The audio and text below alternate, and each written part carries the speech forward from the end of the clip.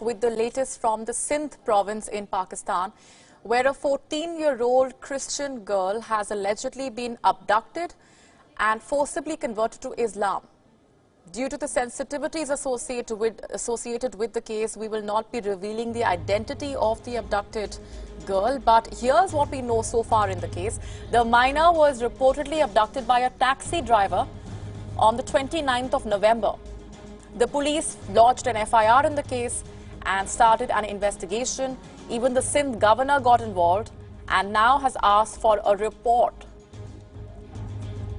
As the investigations continue, the 14-year-old girl has now released a video claiming that she has not been abducted and that she converted to Islam out of her own will.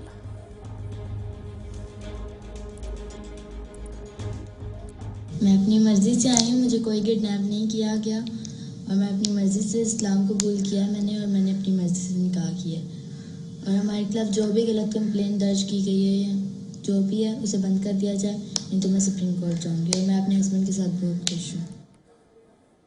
We don't, of course, know whether she has been coerced into saying what she did on camera, but going by the statement, there are several problems to be addressed here.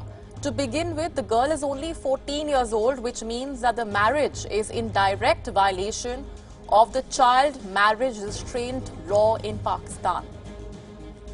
The law establishes the marriageable age for women to be 16 years. And secondly, we have to consider where the incident occurred. Sindh has now become infamous for forced religious conversions. Pakistan's Human Rights Commission, in fact, estimates that around 1,000 Sindhi girls between the ages of 12 and 28 are abducted, forcibly converted, and married off every year.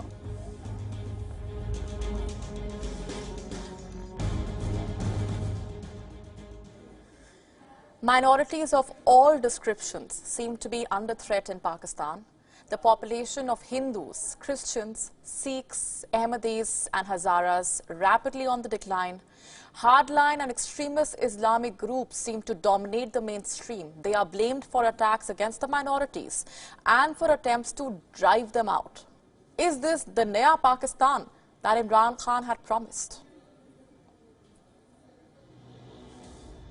Pakistan is an Islamic republic. Islam is the state religion. 96% of the population is Muslim.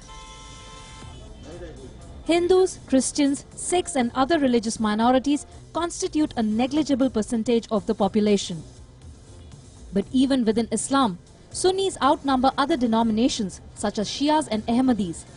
Sunnis account for nearly 80% of the Muslim population. The Hazaras are an ethnic, linguistic and sectarian minority even within the Shia sect. They are one of the country's most persecuted communities. Worse, the Ahmadis are treated as infidels in Pakistan. According to Human Rights Watch, hundreds of Hazara community members have been killed over the last decade and more. The Human Rights Commission of Pakistan has condemned the surge in attacks in Quetta on more than one occasion. It has documented how members of the Shia Hazara community have borne the brunt of a spate of suspected targeted killings. The Human Rights Commission of Pakistan says that it is extremely concerned over the continuing violence in Quetta, much of which systematically targets members of religious minorities, and the lack of an effective and sustained response from the state. According to a recent report issued by the body, 509 members of the Hazara community alone were killed and 627 injured in terrorist attacks over the last 5 years. Cases of forced religious conversion of Hindus have also been reported. The blasphemy law has been used to target non-Muslims. Asya Bibi, a Christian woman, was convicted of blasphemy by a Pakistani court and sentenced to death by hanging in 2010. In October last year, Pakistan's top court acquitted her based on insufficient evidence. But even after her acquittal, she remains under constant threat from hardline groups. She has not been allowed to leave the country. Bureau Report, Wion, World is One.